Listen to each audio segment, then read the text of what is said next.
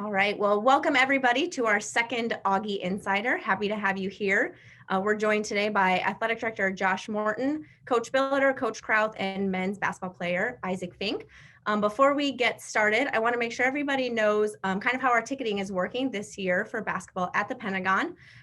Reminder that A Club members have first access to tickets on Wednesdays from 10 a.m. to 5 p.m. You can either stop out at the Pentagon or give Derek, their box office manager, a call, and he can take care of those for you over the phone. Tickets then go on sale to the public on Thursday mornings at 10 a.m. each week. Those tickets can also be purchased in person at the Pentagon, over the phone, or at Ticketmaster.com. And while we encourage you to always get your tickets early, you are able to purchase tickets when you arrive at the Pentagon for each game. If you have any questions on that, please feel free to shoot me an email or give me a call at any time. Happy to answer those. And with that, I'll throw it over to Athletic Director Josh Morton. All right. Thanks, Emily. Yeah, and I had a couple conversations. It was neat to talk to our fans this weekend. And, a couple said that they wanted to come Friday night to kind of see, is it going to be safe? How can I do it? And they left saying it was great. They came back on Saturday. It's a safe environment. We're blessed to be at the Pentagon where the seating is in pods. The hallways are big. There's not a lot of interaction. So, but I know our athletes appreciate it. It was nice to have some fans. I know that'll continue to grow this weekend. The men, of course, back at home this weekend. And so let's start this week. We'll start with the men. Coach Billeter, Monday at noon after a weekend sweep. I hope you're feeling good. Feel better than Patrick Mahomes. Man, that's one positive. That was a rough tackle. Josh, winning's way better than losing. Don't get me wrong. But I also liked our guys. That's not easy to play a game like we did Friday night and score the points we did and come back the next day. I think what everyone is seeing, the uniqueness of this format when you play the same team 2 nights in a row. And I know the Missouri Valley's doing it. There's various leagues doing it, but the percentage of splits is off the chart, and so to go get 2 wins isn't easy. And so I thought our effort, you saw us, we were a little clunky at first on Saturday. We weren't quite as sharp as we were on Friday, but we figured it out. We continued to do the things we do. And, we were okay. And so we're learning as a staff and as a team. I do think the teams that can approach each night as if they haven't already played, if that makes sense, I think that's an advantage that you want to learn the things that you can do. So overall, yeah, good to get the 2 wins, but, saw some improvement and also saw a lot of things we can get better at. Yeah. And Isaac, I would ask you as a player, you scored 106 points on Friday night. Human nature says the next day, maybe you lose a little bit of an edge, but you found it on Saturday, didn't you? Yeah, absolutely. And I mean, it's oblivious, but everyone says that after scoring that many points on Friday, it's hard to not think about that going into Saturday. But just as a team, I know we collected each other in the locker room, and we focused on the defensive end. And I think that just led to our offense. We were getting out running, pushing the ball, working it inside both nights. And I think that led to great shots on our end. And then we played great defense on the other end as well. We can always get better, though. There were spurts where we were getting a little lackadaisical, like Coach said, but I mean, that happens, and we just got to keep continuing to get better. And it does my heart so much good to hear Isaac bring up defense first, because a year ago, that never would have happened. And he's becoming a much more solid, better defender. So you know what? We're breaking through on you, Isaac, because that's a good point. That's good to hear. Yeah. Well, Isaac had an awful good Friday and a Saturday, but came close to having a triple-double on Friday. And the format question, Coach Krauth, I look forward to talking with you because you've both had different experiences, Coach Billeter. So you start out sweeping on the road, get swept on the road, and you sweep at home. You mentioned the splits. That is probably more normal. What have you found 3 weeks in to this unique format, back-to-back games against the same team? I think the hardest part is to still get a routine, because our routine in Fargo when we played Moorhead was 100 times different. I know Isaac will agree. The experience, the hotel, the way we ate was 100 trillion times different than what we did in Mankato. And things were totally closed. We couldn't ever gather as a team. We ate our pregame meal with our roommate. They never left their rooms. And we're very routine oriented. Probably affects me more than my players. I'm extremely routine oriented. And so I was talking about this in September. The teams that can figure it out and still do what they have to do and be at their best to play are the teams that are going to win this year and have an opportunity to get to the NCAA tournament. And our guys know that. And I think when you can still take the effect of last weekend, not this past, but Mankato weekend, and learn and grow from it, then that even though those are two tough losses, this might make us better at Upper Iowa. This could help us down the road. And so every weekend is an experience that you got to learn from to try to reach where you get about as much normalcy as you possibly can. It's so weird, Josh, because even just the fans that we had this weekend made a difference, I thought, to our team, and it's a few hundred, you know what I mean? It's not like on a normal weekend playing those guys with Mankato and them, we'd had 3,000, I mean, yet it was fun. It was just a better atmosphere. All those little things are fine, but you still got to find a baseline that's always going to be consistent, regardless of anything you can't control. And I think we're still figuring that piece out. We're still figuring out what is our foundation and baseline that can't be affected by anything that comes our way to try to change that or take that away. Got Winona coming up, an interesting team in our league in that they've dealt with COVID issues, both from them and their opponents. So you don't have much to see them on film. No, and watched them this weekend, which, 92-90, to go to Upper Iowa and to sweep at Upper Iowa. They're pretty good. And they've got the exact same team back. You've got preseason player of the year and Kevion Taylor. You've got a starting point guard in Whitlow, who's been their starter since his freshman year. Obviously, they've always scored and shot the ball very well. They are a good defensive team. That might be a little bit more of a compliment to Upper Iowa for the amount of points Upper Iowa scored against them. What I thought was impressive yesterday, Upper Iowa controlled. If it was wrestling, they would have won on riding time. They controlled the entire game. And then at the very end, Winona figured out how to win it. And that's hard to do in Fayette. And so this weekend coming up, people need to come out because you're going to see a really good weekend of basketball. It's the same team that beat us at their place by 14 or 12. And it's the same team we beat here last year by 20. And both of us have our same teams. Not much has changed. And, we've got to come out and be ready to play. They'll be very much ready. It's going to be a great weekend and a key matchup. This is a really key weekend for both teams. Well, season's so short. Every matchup is, right. I mean, these weekends, all of a sudden we're gonna be in week 4. That's here's the funny thing. It's gone fast. You as administrator, Dave as a coach, Isaac as a player, I personally am not handling the anxiety very well from Monday through Thursday on every antigen test. And is the other team going to be okay? I am a worrier. And so I'm constantly worried throughout the week that we're even going to get our games, and we haven't had to face that yet, and knock on wood and thank the good Lord that so far we've played all our games. But, not only do you have the stress of getting your team ready, watching film, seeing how good the opponent is, you have the stress of not even knowing for sure you're going to play. And so me personally, I have to handle that better.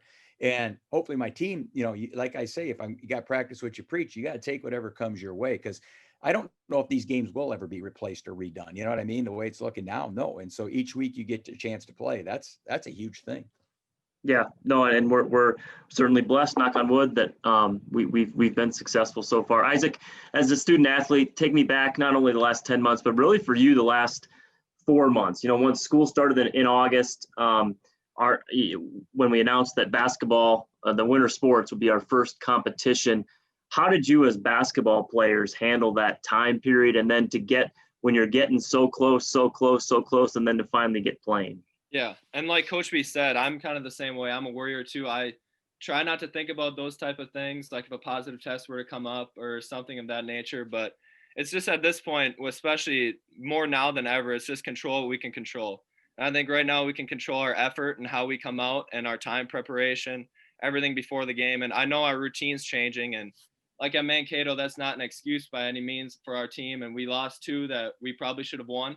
And I think the routine did change, but we just got to find a way to keep overcoming that. And I think this year it's a big year for us to be able to battle kind of things that could get in our way and make them positives and have them come out and still be able to get a win. And that's where watching that Winona game, I know a couple of us did as a team as well.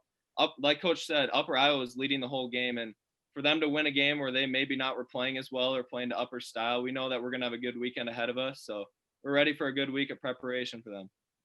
It's kind of like standing on a pitcher's mound, huh? It is. It is a lot like that. You can control a lot more when you have a baseball in your hand, though. That's right. So for those who don't know, Isaac, a 2-sport athlete, awfully accomplished baseball player as well. Before we let you go, Isaac, J-term for you, a really interesting class and a really interesting presentation later today. I do. I'm in blues, jazz, and rock, and I will be presenting on Elton John later today. So if you guys have any pointers, you can reach out to me at any time. So I could. Penny and the Jets, baby.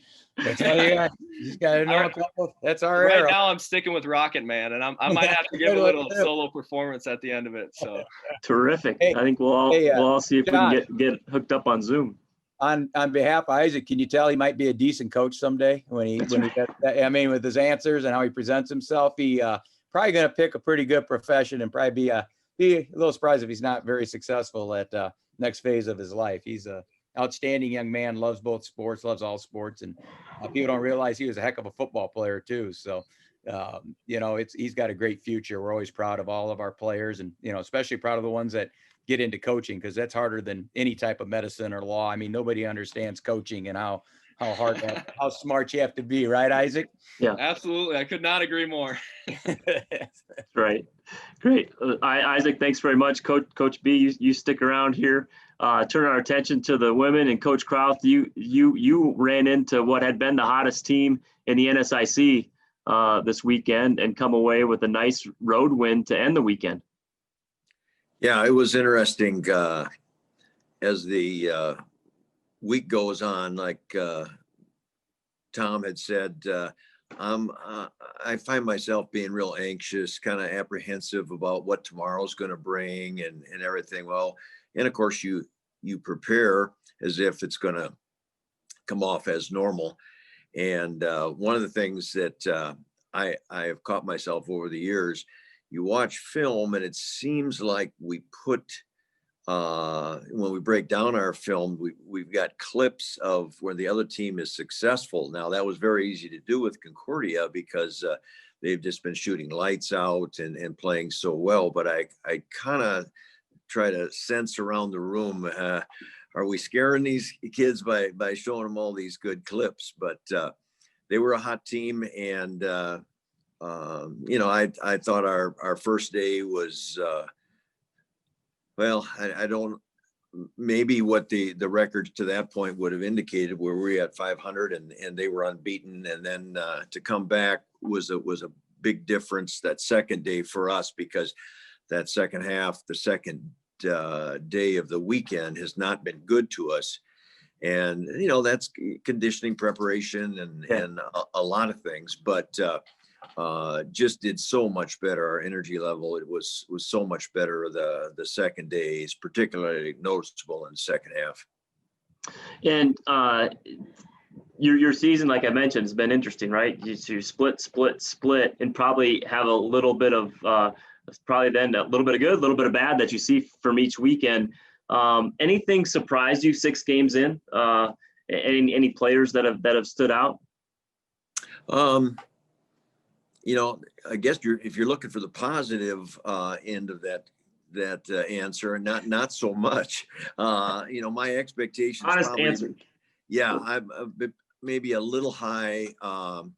And again, where I forget, people have Vache Rab is a kid that most people are familiar with and very talented, but coming off over a year off with knee injuries, and actually had another surgery this November, and so I'm just kind of on the edge of my seat waiting for her to take off. And she showed better minutes, I thought, this weekend, particularly again like that second day.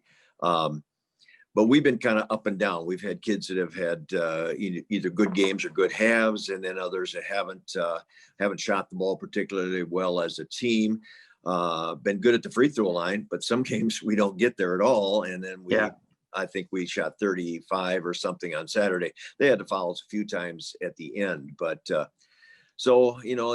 we're a work in progress, and that's always the case. But I think we're learning a little bit more about ourselves and maybe what our either tendencies have been and where we can, really shore things up.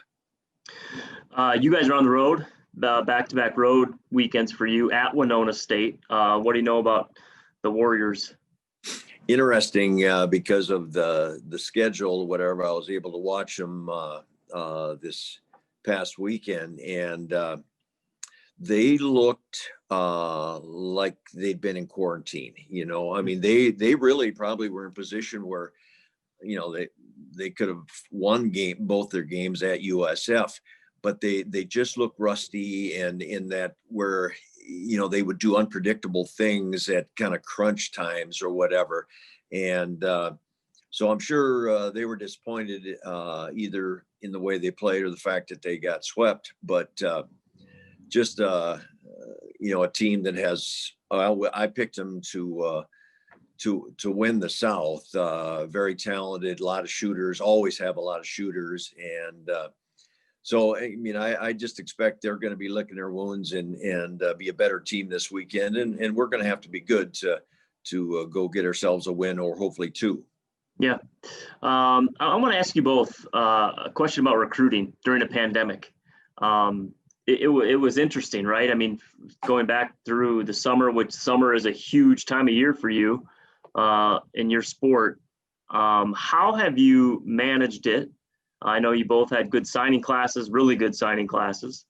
But as a coach, how did your philosophy maybe change because you couldn't see people in person, or it was harder to get them here? Coach Billeter, why don't you start?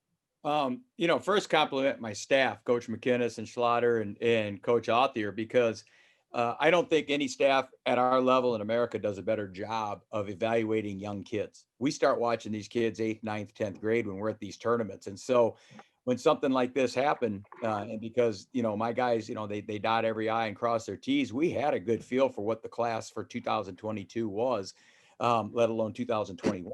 So we are not only had, active recruiting going on almost completely virtually, phone calls, correspondence through mail. With 2022s, obviously 2021s, in order to get two players like Zach Johnson, who just set the all-time River Falls scoring record. He's a top 15th ranked player in the state of Wisconsin. And then obviously Angelo Winkles, who he's ranked at top 5 in Iowa. I think he's 1 or 2, to be honest, but 6'9", 240-pound kid, had 51 points the other night.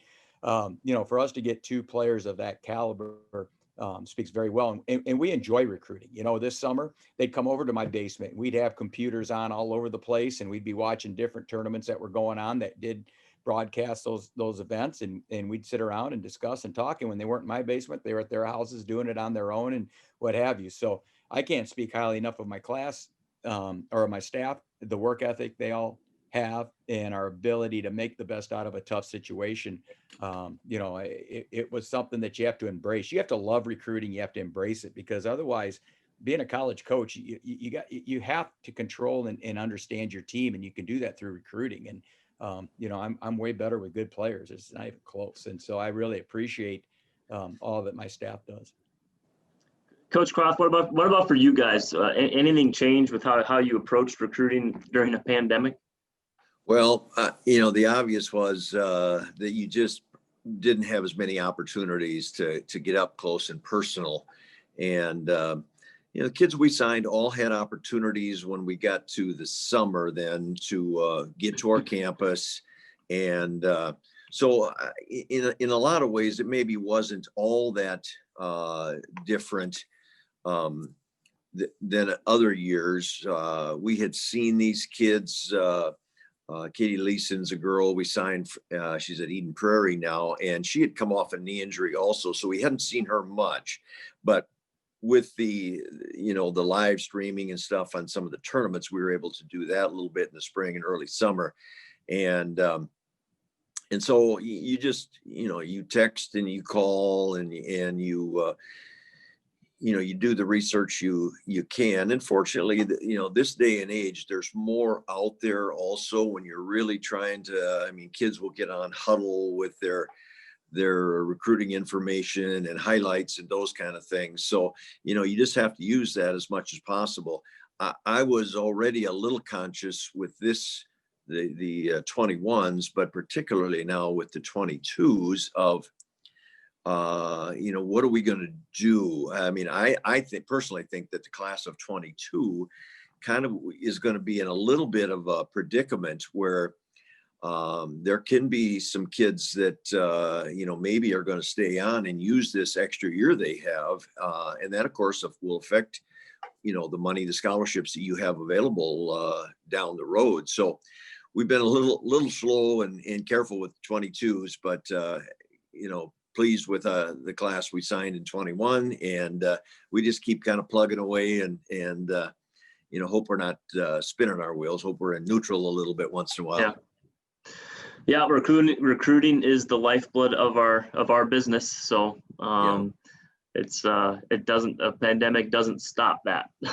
And Josh, Augie's a different, for Division II, Augustana is a little bit different too. I mean, when you're, out there letting parents know you're one of the top 2 schools in the country for job placement, post-graduation, you have such a good education to offer in such a smaller private setting, great small class sizes, yet you're in the middle of a city, a vibrant city like Sioux Falls. Those things never change. So a lot of your recruiting is based off of what you have at hand. And then you have to go, from there to do the best job you can at evaluating and drawing the right student athlete that can play in your system, but that can also fit the institution. And what a great institution to sell, for lack of a better word, is a school you're trying to offer, by the time it's all done, a $200,000 education to a family. That holds some weight whenever you're meeting and even doing this over virtually, doing this over Zooms and what have you. So you never lose sight of how special our school is as well. Yeah, no, I appreciate that. That's a great way to end. A reminder to people, wrestling at the Elman Center Thursday night, 7 p.m. Live streamed. We won't be having fans. Only families will be allowed because it's in the Elman Center. It's really most important thing to us is to have safe competition, and just didn't feel like we could have fans in the Elman Center. Similar to what we did with women's basketball, but we'll be allowing families. But then at the Pentagon, tickets available. Buy it at the box office. Buy them online ahead of time. Call the box office. The go on sale to A Club members starting Wednesday, and the general public starting on Thursday. Walk up on Saturday afternoon and buy your ticket and come to the game. 7 and 3 p.m. the men hosting Winona State. So I'll turn it back over to our Director of Athletics Annual Giving, Emily Punt. Great. Thank you, everybody, again for joining us for Augie Insider. We'll be back again next week, same time, same place, at noon, to recap the weekend against Winona.